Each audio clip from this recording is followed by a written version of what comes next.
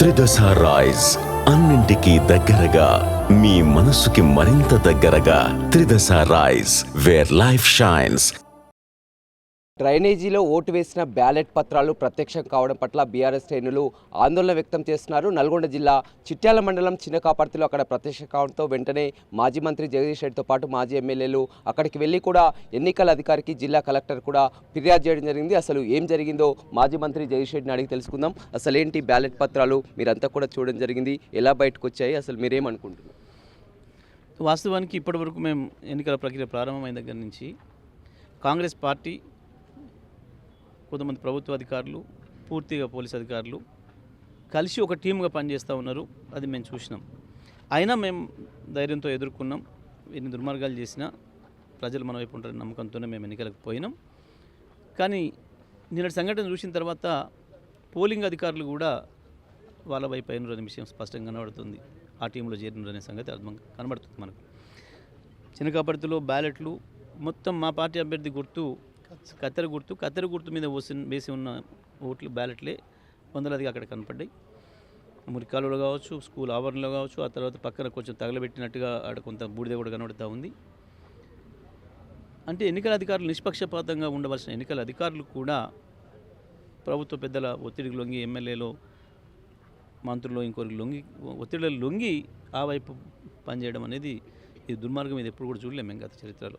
ఇది ఇప్పుడే కనబడుతుంది. అది మొదటిసారిగా మనం చూస్తూ ఉన్నాం. కానీ జిల్లా కలెక్టర్ వెంటనే ఈ విషయంపై స్పందించి ఆర్డీఓని విచారణాధికారిగా నుంచి ఆడ పూర్తిగా ఆర్ఓ తప్పిదమని తెలిసింది. ఎప్పుడైతే పోలింగ్ కౌంటింగ్ ముగిసిన తర్వాత కూడా ఆర్ఓ చేసినటువంటి తప్పిదంతో మొత్తం కూడా బయటపడ్డాయి. ఎందుకంటే అభ్యర్థులంతా కూడా సంతకాలు పెట్టిన తర్వాతనే సీల్ చేసి వెళ్ళిపోతారు. కానీ అక్కడ తప్పిదమని కూడా జిల్లా కలెక్టర్ చెప్పారు.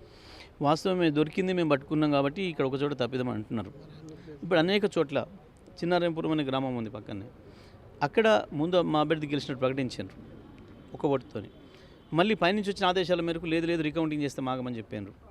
రీకౌంటింగ్ చేసి సమానం వచ్చినాయని చెప్పారు. సమానం వచ్చింది, టాస్ వేయాల్సిందే అని చెప్పారు. అయినా మా వాళ్ళు తప్పని పరిస్థితిలో అక్కడ ఒత్తిడికి లొంగి మంచిదని ఒప్పుకున్నారు. టాస్ వేసిండ్రు. టాస్లో మా అభ్యర్థి గెలిచిండు. బయటకు వచ్చేసిండ్రు, గేట్ దానికి వచ్చిండ్రు, ఊరేగింపులు అవుతున్నాయి. కాంగ్రెస్ పార్టీ కార్యకర్తలు రాళ్ళు విసరడం, గడబడి చేయడం, ఈ నుంచి మళ్ళీ పైనుంచి వెళ్ళి అధికారులకు ఫోన్లు పోవడం, మళ్ళీ వెనకకి రమ్మని చెప్పి పిలిచి, చాలా విచిత్రం ఇది, గేట్ దగ్గర పంపించిన అభ్యర్థులు మళ్ళీ వెనక్కి పిలిచి మళ్ళీ కౌంటింగ్ చేయమంటున్నారు, రీకౌంటింగ్ అని చెప్పి రీకౌంటింగ్ చేసి ఒక్క ఓటుతోని కాంగ్రెస్ పార్టీ గెలిచిందని చెప్పి ప్రకటించారు.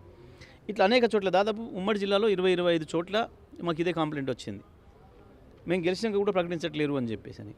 అంటే ఈ రకంగా అనేక చోట్ల కూడా జరిగినాయి. వీటిపైన ఎన్నికల అధికారులు, కలెక్టర్ గారిని ఇంకొకరిగా స్పందించలేదు. కనీసం మా అభ్యర్థిని ఒకరిని కిడ్నాప్ చేసి, నామినేషన్ వేయడానికి పోతే కిడ్నాప్ చేసేసి చాలా దారుణంగా మాట్లాడుకోలేని పరిస్థితుల్లో ఆయనతో ఇబ్బంది పెడితే ఇప్పటివరకు కేసు నమోదు చేయలే, అరెస్ట్ చేయలే. ఇంకా వాడు రౌడీ విరవీగుతున్నాడు అక్కడ ఛాలెంజ్ చేస్తూ. ఇట్లా జిల్లాలో అనేకమైన చోట్ల వాస్తవానికి అక్కడ జిల్లా కలెక్టర్ గారు, జిల్లా ఎన్నికల అధికారి కానీ, జిల్లా పోలీస్ అధికారి కానీ సరైన రీతిలో స్పందించలేదు. అదే మా వాళ్ళను ఏ తప్పు లేకుండానే మీ మీద కంప్లైంట్ వచ్చింది రమ్మని చెప్పి పోలీస్ స్టేషన్లో కౌన్సిలింగ్ పేరు మీద కూర్చోబెడుతున్నారు. గతంలో ఎటువంటి నేర చరిత్ర లేని వాళ్ళు మా పార్టీ కార్యకర్తల యాక్టివిస్టులను కూడా పోలీస్ స్టేషన్లో పిలుస్తున్నారు. రోజు పిలిచేసి కౌన్సిలింగ్ రమ్మని చెప్పి చెప్తా ఉన్నారు. ఇటువంటి దుర్మార్గాలన్నీ జరుగుతున్నాయి. ఇవాళ కేవలం ఒక అధికారిని ఏదో సస్పెండ్ చేసి మేమేదో బాగా క్లీన్గా ఉన్నామనంటే అది సరికాదు. రేపు 2వ విడత 3వ విడతలనైనా జిల్లా అధికారులు సరైన పద్ధతిలో స్పందిస్తేనే మంచిది. కాంగ్రెస్ పార్టీ కొరకే పనిచేయాలని అనుకుంటున్నట్టు మీరు, అది కరెక్ట్ కాదు. మీరు పార్టీలకు అతీతంగా పనిచేయాల్సిన బాధ్యత మీ ఇద్దరిపైన ఉంది జిల్లా అధికారులుగా. దాంట్లో మీరు ఫెయిల్ అవుతున్నారు అని చెప్పి నేను భావిస్తూ ఉన్నా. ఎందుకంటే ఇవాళ ఒక ఎస్ఐ మండల పార్టీ అధ్యక్షుడు కంట్రోల్లో ఉంటున్నాడు, ఒక సిఐ డిఎస్పీలు బ్లాక్ కాంగ్రెస్ నాయకుల కంట్రోల్లో ఉంటున్నారు. దాన్ని బట్టి చూసినప్పుడు జిల్లా మంత్రి ఏం చెప్తే జిల్లా ఉన్నతాధికారులు కూడా అదే చేస్తున్నారు. ఇప్పుడు అధికార పార్టీ కాంగ్రెస్ పార్టీ అని అధికారుల తీరంటున్నారు. మీరు కూడా 10 ఏళ్ళు అధికారంలో ఉన్నారు, చూసడం జరిగింది. అప్పటికి ఇప్పటికి తేడా ఏం కనపడదు. ఎప్పుడన్నా మీరు కూడా 15-20 ఏళ్ళ నుంచి వెళ్ళి మీడియా ఫీల్డ్లో ఉన్నారు. మా 10 సంవత్సరాల అధికారంలో ఒక్కరోజు ఇటువంటి ఇన్సిడెంట్ వినరా? అసలు మీరు ఎప్పుడన్నా ఒక ఆరోపణ మేము అక్రమం చేసినామని కానీ, నిర్బంధించినమని కానీ, ఎన్నికల్లో ఒకరిని నామినేషన్ వేయకుండా ఆపినమని కానీ, ఒక కాంగ్రెస్ కార్యకర్తను అరెస్ట్ చేసి జైల్లో పెట్టినామని కానీ విన్నరా? ఒక్క మాట ఎప్పుడైనా మొత్తం మీడియాలో చూపించండి. నాకు ఈ 10 ఏళ్లలో మీడియా రికార్డ్స్ అన్నీ కూడా తీయండి. ఏ ఎన్నికలు వచ్చినా సరే నల్గొండ జిల్లా చరిత్రని మార్చేసినాం. అంతకుముందు 2014 ముందు మీకు తెలుసు, ఏ ఎన్నికలు వచ్చినా వందలాది కొట్లాటలు, కేసులు, కనీసం 10కి తగ్గకుండా హత్యలు, దాదాపు 100 పైగా హత్యా ప్రయత్నాల కేసులు, వందలాది వేలాది ఇతర కేసులు ఉండేది. టీఆర్ఎస్ పరిపాలనలో కేసీఆర్ గారి ఆదేశాల మేరకు జిల్లాలో శాంతి భద్రతల కంట్రోల్ ఉండాలి, పోలీసును రాజకీయాలకు వాడొద్దు అని చెప్పి వారు చెప్పిన దాన్ని తూచ తప్పకుండా అమలు చేసినాం.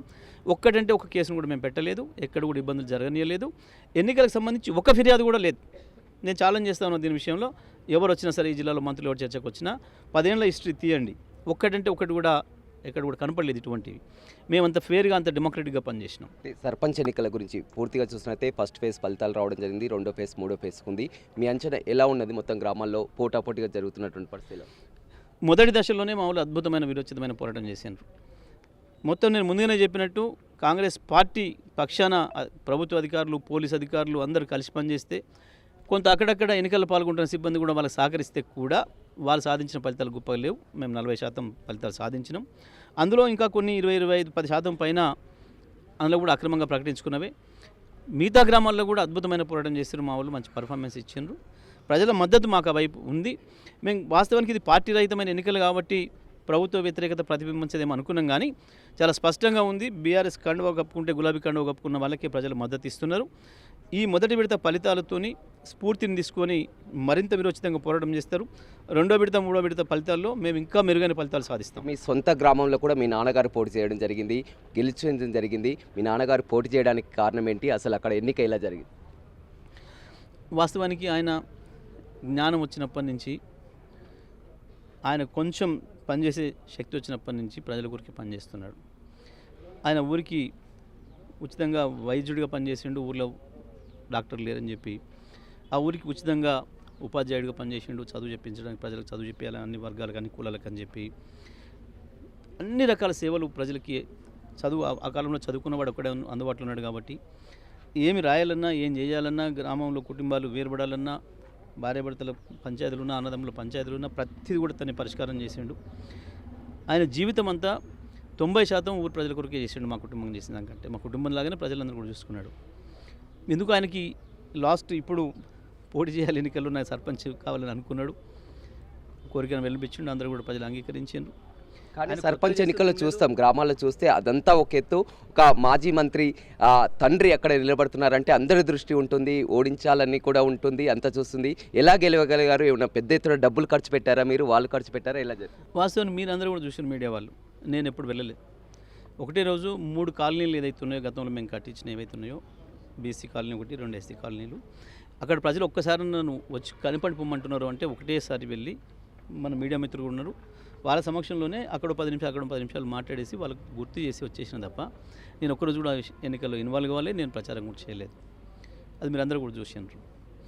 నేను తను ఒక సాదాసీదా మనిషిగా ఎట్లయితే జీవితాన్ని గడుపుతారో అదే పద్ధతిలో మీరు చేసుకోండి తప్ప నేను రాను అని చెప్పిన తన ప్రజల అభిమానంతోనే గెలిచిండ్రు.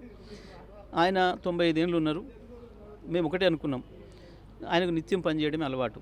నేను మంత్రిగా ఉన్న కాలంలో కొంత ఆయన నిరోధించిన, ఈ వయసులో మీరు తిరిగితే ఏమైనా ఇబ్బంది అవుతుందేమో, మీకు ఆరోగ్యం మంచిగా ఉంది, దీన్ని కాపాడుకోండి, మీరు 100 ఏళ్ళు ఉండాలని మేము కోరుకుంటున్నాం కుటుంబ సభ్యులుగా అని చెప్పి నేను కొంత నియంత్రించి ఇంట్లో ఉంచే ప్రయత్నం చేసిన. కానీ ఆయన కోపానికి వచ్చి వెళ్ళిపోయాడు, నేను ప్రజలతోనే ఉంటానని చెప్పి. ఆయనకు చిన్ననాటి నుంచి వెళ్ళి ఊరందరికీ వైద్యం చేసే అలవాటు ఏదైతే ఉందో, బహుశా ఉస్మానియాకి, నిమ్స్కి ఈ రాష్ట్రంలో అత్యంత ఎక్కువ సార్లు వెళ్ళిన పెద్ద మనిషి ఆయన ఒకరే ఉంటారు. మొన్న 2 నెలల క్రితం కూడా నిమ్స్ హాస్పిటల్ నుంచి ఒక డాక్టర్ ఫోన్ చేశారు. సార్, నాన్నగారు వచ్చిండ్రు, 3 గంటలు అయింది, ఇక్కడ ఒక పేషెంట్ పక్కన నిలబడి ఉన్నాడు, మేము పొమ్మంటే వెళ్తలేడు, మేము వైద్యం చేస్తాం మంచిగానే, మీరు తీసుకొచ్చారు కదా, మాకు అప్పచెప్పి వెళ్ళిపోయినట్టే కూడా పోవడం లేదు, జర కొంచెం మీరైనా చెప్పండి, ఈ వయసులో ఎంతసేపు హాస్పిటల్ ఉండకూడదు అని చెప్పి. నేను చూసి ఏంటంటే ఎవరో ఒక ఊరిలో వైద్యం వారికి బాగాలేదంటే తీసుకుపోయి తానే కార్లు తీసుకుపోయి జాయిన్ చేసేసి అక్కడ కూర్చొని ఉన్నారు. అంటే గంతగా కమిట్మెంట్తో పనిచేస్తారు, ప్రజలకు సేవ చేయడం కొరకే మనం పుట్టినమనే భావనతో పనిచేస్తారు. కాబట్టి ఇప్పుడు ఆయన కోరికను నెరవేర్స్తేనే బాగుంటుంది, మనకు మనసులో ఒకసారి వచ్చినప్పుడు ఈ టైంలో అది చేస్తే బాగుంటుందని చెప్పి మా కుటుంబం అందరం కూడా అనుమతించినాం. సరే చేయండి అని చెప్పి. ఆయన ఒకటే ఉందంటే, నేను 5 ఏళ్ళు బతకాలి, సేవ చేసుకుంటూనే బతుకుతా, నాకు అదే స్పిరిట్ని ఇస్తుంది, అదే నాకు ఆయుష్ పెంచుతుంది అని చెప్పి ఒక భావనతో ఉన్నాడు. కాబట్టి మేమందరం కూడా అనుమతించినాం, ఊరందరూ కూడా ఆశీర్వదించారు. ఓడించడానికి ఎన్నో కుట్రలు చేస్తారు కదా రాజకీయాల్లో, సహజం. పర్టికులర్గా పాపం నా మీద ఉన్న కక్షనంతా ఆయన మీద, పెద్ద మీద తీసుకోవాలని ప్రయత్నాలు కూడా కనిపించలేదా? ఇప్పుడు నాన్నగారు అక్కడ నిలబడ్డారు, ఎలా ఉంటుందో వెళ్ళాలి. నేను ఒకటే అనుకున్నాను, ఏమైనా కానీ నేను 10 ఏళ్ళు మీరు అధికారంలో ఉన్నప్పుడు చూసినారు, నేను ఎంత ఫేర్గా ఉన్నా కూడా చూసినారు, ఎక్కడ కూడా అధికారాన్ని వినియోగించలే నేను. ఇప్పుడు కూడా నేను పోవద్దు, చూద్దాం, ప్రజలకి పరీక్ష పెడదాం. నిజంగా ఆయన ఇంతకాలం చేసే సర్వీసెస్ను గుర్తిస్తున్నారా లేదా, రేపు భవిష్యత్తు కూడా ఆయన ఉండాలని కోరుకుంటున్నారా లేదా అని చెప్పేసి నేను వాళ్ళ మీద పరీక్ష పెట్టినా బ్రహ్మాండంగా గెలిచారు. ఒకటి మాత్రం వాస్తవం, ఆయన ఇప్పటి వరకు ఏ అధికారం లేకుండా ఎవరి నుంచి ఏమి ఒక ఓటు ఆశించకుండా పనిచేసుకుంటూ వచ్చిండు. ఆయనకి 95 అంటే దాదాపు నాకు తెలిసి ఆయన 15 ఏళ్ళ వయసు వచ్చిన కాంచి సర్వీస్ చేస్తున్నాడు. 80 ఏళ్ళు సర్వీసే చేసిండు. బట్ వాళ్ళు ఇచ్చిన శక్తితోని ఇంకా 5 ఏళ్ళు పూర్తి చేస్తాడు. 100 ఏళ్ళు తప్పకుండా పూర్తి చేసుకుంటాడు. ఆ ఊళ్ళో ఊరందరి అభిమానాన్ని తీసుకొని వాళ్ళ ఆయుష్ తీసుకొని 100 ఏళ్ళు పూర్తి చేస్తాడు. రైట్, చూడొచ్చు 10 ఏళ్ళు మంత్రిగా ఉన్నప్పటికీ కూడా ఆ సొంత గ్రామంలో తండ్రి సర్పంచ్గా గెలవడం, వచ్చినటువంటి విధానం కూడా తన ప్రచారం చేయకుండా ఎంత సంతోషం వ్యక్తం చేస్తున్నారో కళ్ళల్లోనే కనపడుతుంది. అదేవిధంగా డ్రైనేజీలు ఈ విధంగా బయటికి ఓట్ల స్లిప్పులు రావడం, అదేవిధంగా పారదర్శకంగా ఎన్నికలు జరగడం లేదని ఇప్పటికే ఆ ఎన్నికల కమిషన్కి జిల్లా కలెక్టర్ కూడా ఫిర్యాదు చేయడం జరిగింది. ఇప్పటికైనా 2వ ఫేజ్ 3వ ఫేజ్ కూడా ఎన్నికలు జరుగుతున్నాయి కాబట్టి అధికారులు జాగ్రత్తగా ఎన్నికలు జరపాలని కూడా మాజీ మంత్రి జగదీష్ రెడ్డి చెప్తున్నారు. రవితో రమేష్, బిగ్ టీవీ, నల్గొండ.